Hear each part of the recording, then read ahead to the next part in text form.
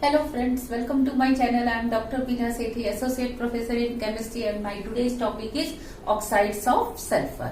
हम यहाँ सल्फर के दो ऑक्साइड्स पढ़ने वाले हैं, sulphur dioxide and sulphur trioxide. हम इनका स्ट्रक्चर देखेंगे। हालांकि सल्फर मोनोऑक्साइड भी होता है, but we will discuss only sulphur dioxide and sulphur trioxide.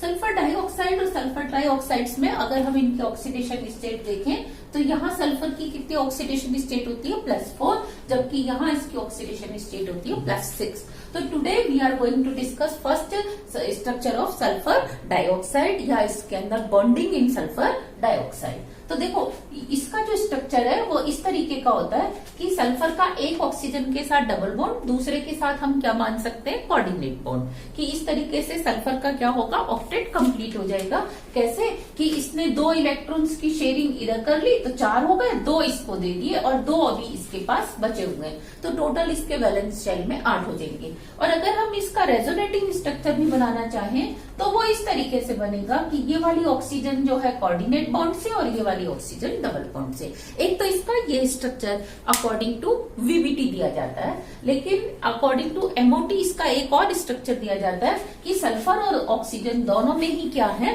Double bond characters है। तो हम इसको 1 बाय 1 करके पढ़ेंगे।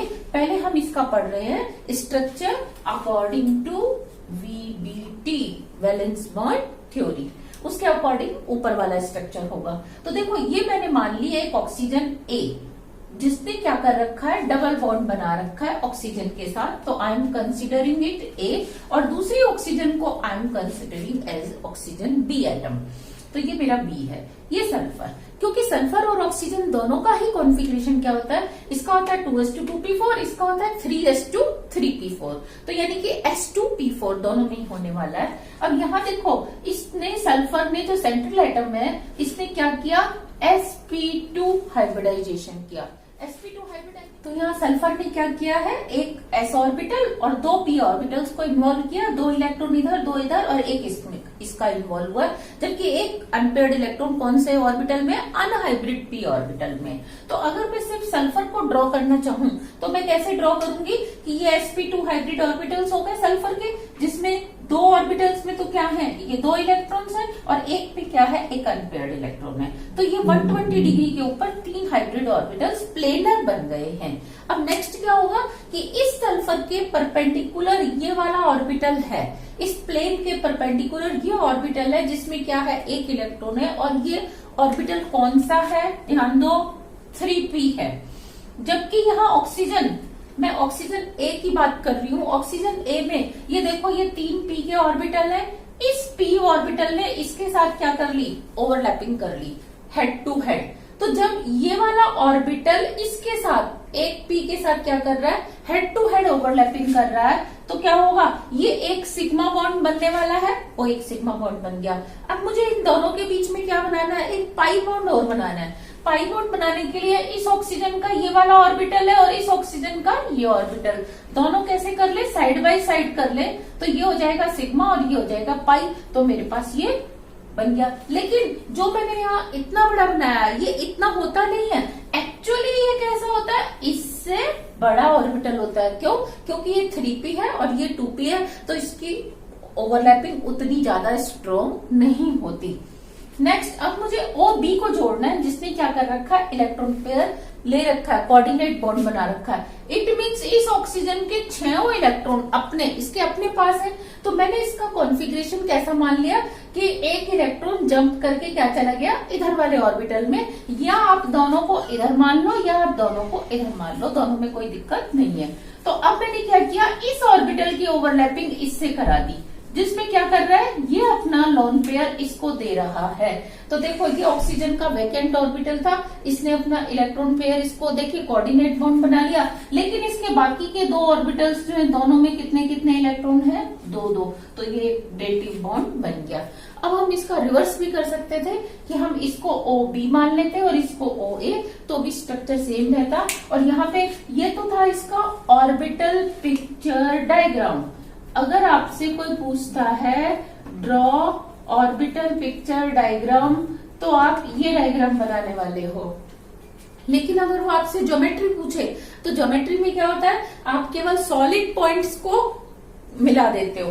तो ये एक सल्फर का न्यूक्लियस, ये ऑक्सीजन का न्यूक्लियस, ये दूसरे ऑक्सीजन का न्यूक्लियस, इन दोनों को मिला के आपको क्या मिलने वाला है, वी शेप। तो यहाँ पे इसकी जो शेप होती है वो कैसे होती है, वी शेप होती है। और ये जो बॉन्ड एंगल मैंने यहाँ हालांकि 120 लिखा है, एक्चुअली वो कितना होता है 119.5 डिग्री, यानी कि थोड़ा सा कम होता है 120 से। और उसका रीजन आप किससे दे सकते हो, valence shell electron pair repulsion theory, यानी कि VSEPR। क्योंकि ये जो लोन पेयर बैठा है, ये लोन पेयर इन दोनों बॉन्ड पेयर को अपने से दूर रिपेल करेगा इधर, तो ये दोनों आपस में क्या होंगे, थोड़े से पास आ जाएंगे, और पास आ जाएंगे तो बॉन्ड एंगल क्या हो जाएगा, रिड्यूस हो जाएगा। तो अभी हमने इसका कौन सा स्ट्रक्चर डिस्कस किया, अकॉर्डिंग टू VBT, जिसमें एक डबल बॉन्ड है और एक क्या है, कोऑर्डिनेट बॉन्ड है। अब हम डिस्कस करने वाले हैं इसका structure according to MOT। According to MOT इसका क्या स्ट्रक्चर होता है, ध्यान दो कि सल्फर जो है दोनों ऑक्सीजन के साथ क्या बनाता है, डबल बॉन्ड बनाता है, यानी कि ऑक्सीजन A के साथ भी और ऑक्सीजन B के साथ भी डबल बॉन्ड बनाता है। तो अब यहाँ मैं इस इलेक्ट्रॉन को क्या करूंगी, बिल्कुल वापस इसी में ही रहने दूंगी, लेकिन सल्फर का एक इलेक्ट्रॉन क्या करने वाली हूँ मैं, एक्साइट करने वाली हूँ, क्योंकि मुझे अब सल्फर से 2 पाई बॉन्ड बनवाने हैं। जब सल्फर से 2 पाई बॉन्ड बनेंगे तो इसका एक्साइटेड स्टेट में कॉन्फ़िगरेशन क्या हो जाएगा, 2s2 2p3, ये सॉरी 3s2 3p3 3d1। इसका एक इलेक्ट्रॉन अब कहाँ एंटर कर गया, D में चला गया। अब आपने अगेन इसका sp2 हाइब्रिडाइजेशन कराया, सल्फर के 3 हाइब्रिड ऑर्बिटल्स बने। तो अब देखो एक में 2 और 2 ऑर्बिटल्स में क्या है, सिंगल इलेक्ट्रॉन। तो ये मैंने 2 ऑर्बिटल बना दिए जिसमें क्या बनाया मैंने, सिंगल इलेक्ट्रॉन। और ये वो ऑर्बिटल है जिसमें क्या है, डबल 2 इलेक्ट्रॉन है। अब ये अनहाइब्रिड p ऑर्बिटल है जो कि परपेंडिकुलर टू द प्लेन है, एक इलेक्ट्रॉन इसमें है।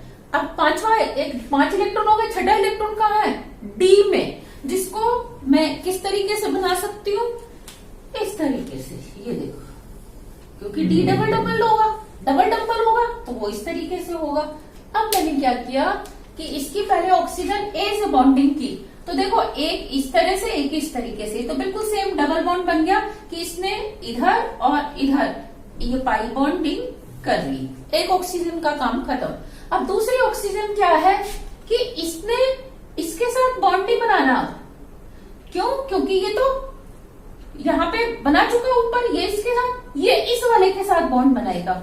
तो देखो ऑक्सीजन का एक ऑर्बिटल क्या कर रहा है, इसके साथ बॉन्ड बना रहा है। तो ये ऑक्सीजन का एक ऑर्बिटल इसके साथ हेड टू हेड बॉन्ड बना रहा है, लेकिन इसके बाकी 2 ऑर्बिटल हैं जिसमें एक में 1 इलेक्ट्रॉन है, एक में 2 इलेक्ट्रॉन है। तो मैंने एक में 1 इलेक्ट्रॉन दिखा दिया और दूसरे में क्या दिखा दिया, मैंने 2 इलेक्ट्रॉन दिखा दिए।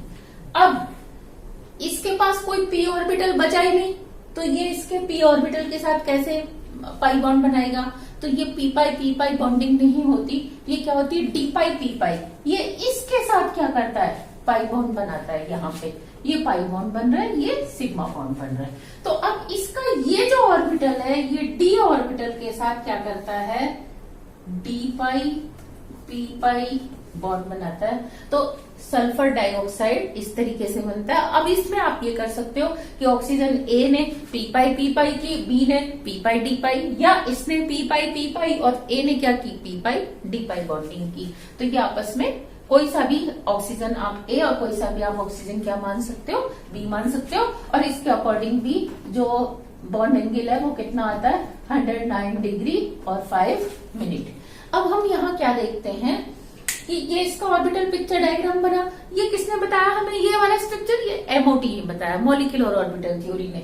जबकि वो पहले वाला किसने बताया था हमें, वो पहले वाला VBT ने बताया था। तो ये था स्ट्रक्चर ऑफ किसका, सल्फर डाइऑक्साइड। ये स्ट्रक्चर बिल्कुल ऐसा कि ऐसा ही होता है। अगर सल्फर डाइऑक्साइड कौन सी स्टेट में है, गैस स्टेट में, गैसियस स्टेट में, इसके स्ट्रक्चर में कोई फर्क नहीं पड़ता।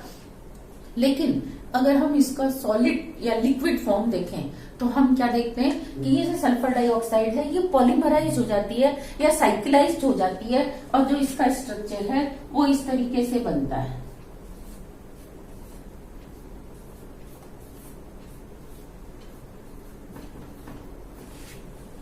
तो ये SO2 एक मॉलिक्यूल, ये SO2 दूसरा मॉलिक्यूल, ये SO2 तीसरा मॉलिक्यूल। और यहाँ पे क्या होगा कि जो पाई बॉन्ड्स हैं वो रेजोनेंस करते रहते हैं, इधर इधर इधर इधर। आपको लग रहा होगा कि ये तो सिंगल सिंगल बॉन्ड सारी वैलेंसी पूरी हो रही है, लेकिन ये वाला तो पाई बॉन्ड है ना, ये पाई बॉन्ड क्या करता है, कभी आउटसाइड कभी इनसाइड। तो इसीलिए क्योंकि ये साइक्लाइज हो जाता है, या ये इस तरीके से oxygen oxygen oxygen sulphur oxygen sulphur oxygen, ये इस तरीके से। तो अब यहां आप देख रहे हो कि सल्फर ने कितने बॉन्ड बना रखे हैं, 3 सिग्मा बना रखे हैं, एक इसके साथ एक इसके साथ एक इसके साथ, या एक इधर एक इधर एक इधर, चाहे साइक्लाइजेशन पढ़ो इसका चाहे पॉलीमराइजेशन पढ़ो।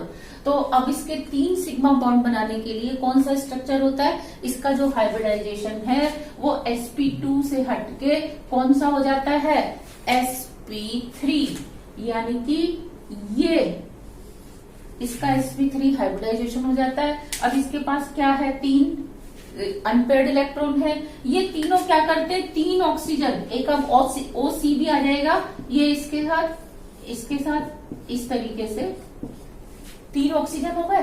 तो एक ने इसके साथ बनाया, यहाँ पाई बॉन्ड नहीं बनेगा, दूसरे ने इसके साथ बनाया, और ये जो तीसरा ऑर्बिटल है वो इसके साथ क्या करता है, सिग्मा बॉन्ड बना लेता है। तो ये 3 सिग्मा बॉन्ड बन गए। बाकी क्या बचा, एक सल्फर का इलेक्ट्रॉन, कौन सा, ये वाला, ये क्या करेगा, अब पाई बॉन्ड बनाएगा, क्या, कभी तो इस ऑक्सीजन के साथ, कभी इस ऑक्सीजन के साथ, कभी इस ऑक्सीजन के साथ। तो ये इस तरीके से स्ट्रक्चर क्या होता है, आपस में रेजोनेटिंग करता हुआ बनता रहता है। तो ये था structure of sulphur dioxide in gaseous state and in liquid solid state. Sulphur trioxide के स्ट्रक्चर में हम क्या देखते हैं कि सल्फर के साथ 3 ऑक्सीजन अटैच्ड हैं, 2 ने डेटिव बॉन्ड बना रखा है सल्फर से, यानी कि लोन पेयर ले रखा है, और एक ऑक्सीजन ने क्या कर रखा है, सिग्मा और पाई बॉन्ड बना रखे हैं। ये स्ट्रक्चर दिया गया था वीबीटी से। लेकिन एमओटी ने क्या कहा था कि सल्फर जो है तीनों ऑक्सीजन के साथ क्या करता है, बराबर का डबल बॉन्ड बनाता है। तो पहले हम ये वाला स्ट्रक्चर देखने वाले हैं वीबीटी का। इसमें अगर हम रेजोनेंस को भी इमेजिन करें तो वो कैसा होगा कि सल्फर कभी तो ये वाली ऑक्सीजन डेटिव हो जाएगी और ये पाई बॉन्ड वाली हो जाएगी, कभी ये पाई बॉन्ड इधर आ जाएगा, कभी ऊपर। तो इसके 3 resonating structures like this are possible. तो हम पहले कोई सा भी एक स्ट्रक्चर बनाते हैं। हमने क्या देखा, इसमें 3 ऑक्सीजन है, मैंने इसको माना A, B और इसको माना C ऑक्सीजन, ये C है। अब मैं इनकी बॉन्डिंग देख रही हूँ, इनकी बॉन्डिंग कैसे होती है। ये OA क्या है, 2s2 2p4, लेकिन 2p4 में एक इलेक्ट्रॉन आगे चला गया, खाली ऑर्बिटल ने sp2 हाइब्रिडाइजेशन किया इस तरीके से। तो 3 ऑर्बिटल बनेंगे 120 डिग्री के एंगल पे। सेम ऑक्सीजन B में क्या होगा कि ये एक इलेक्ट्रॉन आगे एक्साइट हो गया, sp2 हाइब्रिडाइजेशन हुआ, तो 2 में डबल इलेक्ट्रॉन है, एक ऑर्बिटल क्या है खाली, जो कि डेटिव बॉन्ड बनाने वाला है। तीसरी ऑक्सीजन ने क्या करना है, एक सिग्मा बनाना है, एक पाई बनाना है। तो यहां मैंने क्या किया, 2s2 2p4 को सच रहने दिया। अब मैंने इसका sp2 हाइब्रिडाइजेशन कराया, तो हाइब्रिड ऑर्बिटल मैंने इसके ऑर्बिटल इस तरफ लिखे हैं, ये ऑक्सीजन, ये 2s2, ये 2p4। तो देखो ये 2s2 में 2 इलेक्ट्रॉन है, ये 2p4, एक मैंने अनहाइब्रिड p ऑर्बिटल में छोड़ दिया जो कि पाई बॉन्ड फॉर्मेशन में पार्टिसिपेट करेगा। अब आप सल्फर को देखो, सल्फर ने क्या कर रखा है, 2s2 3s2 3p4 इसका कॉन्फ़िगरेशन था। 3s2 3p4 में ये 2 इलेक्ट्रॉन और 2 इलेक्ट्रॉन इधर है, और ये sp2 हाइब्रिडाइजेशन है।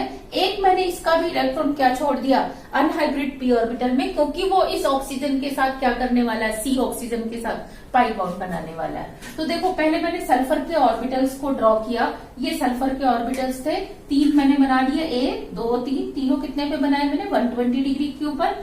2 में कितने इलेक्ट्रॉन रखे मैंने, पेयर ऑफ इलेक्ट्रॉन, और एक में क्या रखा मैंने, अनपेयर्ड इलेक्ट्रॉन। अनपेयर्ड इलेक्ट्रॉन पहले किससे करेगा, C ऑक्सीजन से।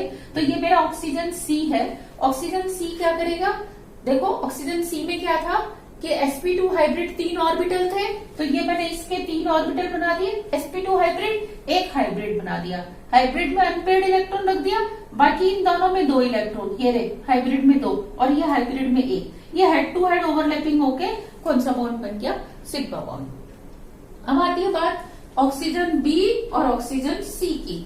ऑक्सीजन B और C, सॉरी इसको मैंने C बोल दिया, यस, और ये क्या है, A और B, तो ये होंगे A और B। ये ऑक्सीजन सी, ए बी और सी। ए बी में आप क्या देख रहे हो, दोनों ने डेटिव बॉन्ड बना रखा है, इससे एक्सेप्ट कर रखा है। तो इससे एक्सेप्ट कर रखा है तो इनका खाली होना चाहिए। तो ये देखो मैंने 3 ऑर्बिटल बनाए, 2 में 2 इलेक्ट्रॉन 1 खाली। तो ये इसके 3 इलेक्ट्रॉन, 3 ऑर्बिटल है, 2 में 2 इलेक्ट्रॉन 1 खाली। ये इसके 3 ऑर्बिटल है 120 पे, 2 में 2 इलेक्ट्रॉन है और 1 खाली है। खाली वाला इसके फील्ड के साथ करके डेटिव बॉन्ड बनाएगा, ये इसके साथ डेटिव बॉन्ड बनाएगा। लेकिन इसका जो unhybrid p orbital perpendicular to the plane है, ये और ये दोनों में क्या है, 2-2 इलेक्ट्रॉन है। और ये दोनों इलेक्ट्रॉन क्या करेंगे, बॉन्डिंग में, पाई बॉन्डिंग में पार्टिसिपेट नहीं करेंगे अकॉर्डिंग टू वीबीटी।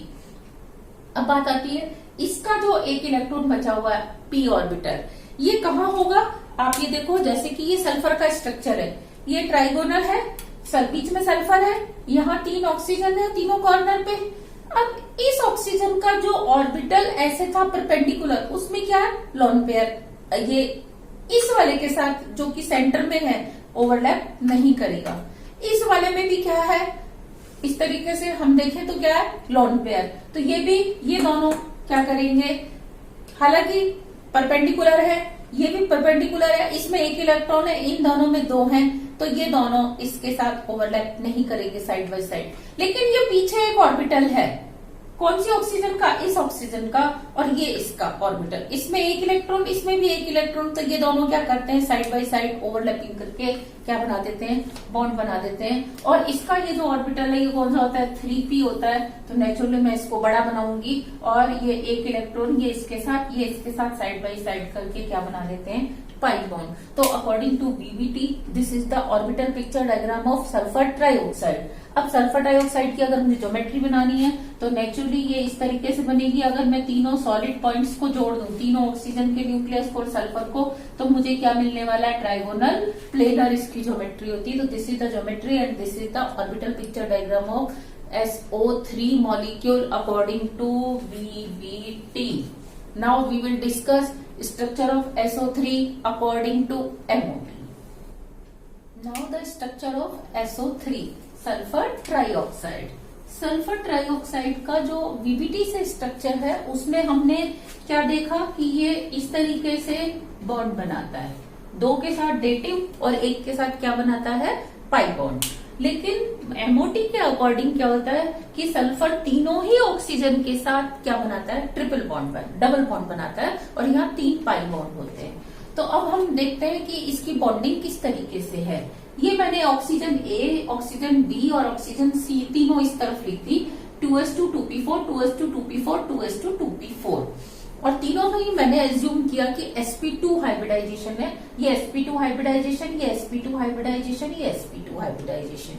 तीनों के ही जो हाइब्रिड ऑर्बिटल्स हैं, इनमें 2 में देखो पेयर ऑफ इलेक्ट्रॉन और 1 क्या है, अनपेयर्ड इलेक्ट्रॉन है। तीनों के ही पास क्या है, एक अनहाइब्रिड पी ऑर्बिटल है जिसमें कि सिंगल इलेक्ट्रॉन है। ये था किसका, ऑक्सीजन के बारे में। लेकिन अब अगर हम सल्फर की बात करें तो इसके ऑर्बिटल को मैंने ऐसे वर्टिकल बनाया है। ये मेरा 3s2 है, ये 3p4 था। 3p4 में क्या हुआ, एक इलेक्ट्रॉन 3p4 से एक्साइट होके 3d में आ गया और एक 3s से एक्साइट होके 3d में आ गया। तो इसका कॉन्फ़िगरेशन बन गया 3s2, 3s1, 3p3, 3d2।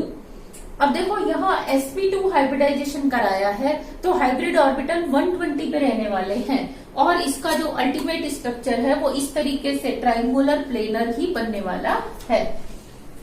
Total इसके पास 6 इलेक्ट्रॉन थे, 3 हाइब्रिड में आ गए, 3 किस में आ गए, अनहाइब्रिड में। तो now I can easily make 3 sigma bond and 3 pi bonds. लेकिन देखो कैसे कि ये इसके sp2 हाइब्रिड ऑर्बिटल्स हैं, हाइब्रिड ऑर्बिटल से मिलके क्या बनाते हैं, ओवरलैपिंग करके सिग्मा बॉन्ड। तो देखो इसका ये हाइब्रिड ऑर्बिटल जिसमें कि सिंगल इलेक्ट्रॉन है, इसने क्या किया, इस हाइब्रिड ऑर्बिटल के साथ की, दूसरे इसके हाइब्रिड ऑर्बिटल ने इसके साथ की और तीसरा इस हाइब्रिड ऑर्बिटल ने इसके साथ। ये 3 हाइब्रिड के साथ कर रहे हैं। तो यहाँ देखो मैंने सल्फर को ड्रॉ किया।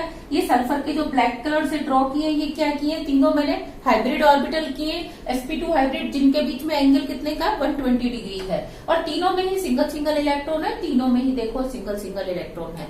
अब मुझे 3 ऑक्सीजन के ऑर्बिटल पिक्चर बनाने हैं। तो पहला मैंने एक ऑक्सीजन का sp2 हाइब्रिड बनाया, 2 में डबल इलेक्ट्रॉन, 1 में सिंगल, ये 2 में डबल, 1 में सिंगल, ये 2 में डबल और 1 में सिंगल, ये मैंने रेड कलर से बनाए।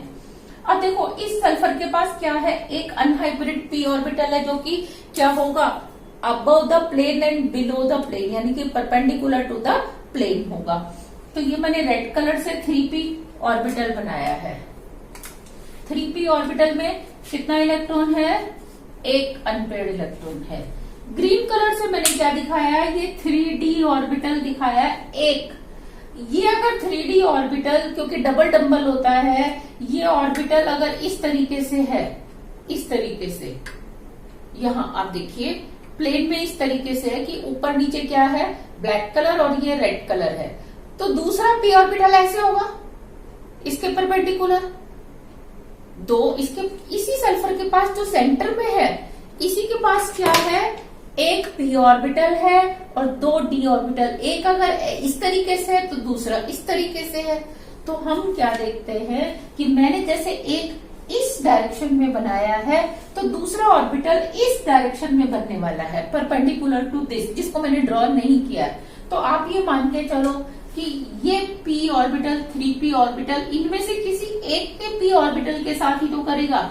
आई अज्यूम्ड कि इसने इसके साथ साइड बाय साइड ओवरलैपिंग करके पाई बॉन्ड बना दिया। अब ये जो ग्रीन वाला है ये भी परपेंडिकुलर है, इसने इसके साथ कर लिया, इधर से इसके साथ। तो अब जो इधर वाला ऑर्बिटल होगा उसका एक ऊपर वाला लोब और एक नीचे वाला लोब क्या करेंगे, इससे ओवरलैप कर लेंगे।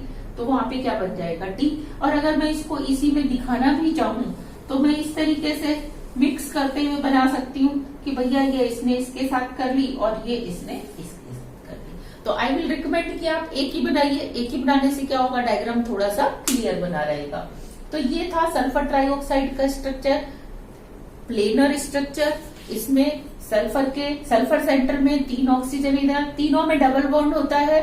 अंतर क्या है कि एक डबल बॉन्ड तो बना है आपका पी पाई से, लेकिन बाकी के 2, देखो ये पी पाई मान लो, लेकिन बाकी के 2 किससे बने, पी डी से बने। तो बाकी के 2 बनते हैं पी पाई डी पाई ओवरलैपिंग से।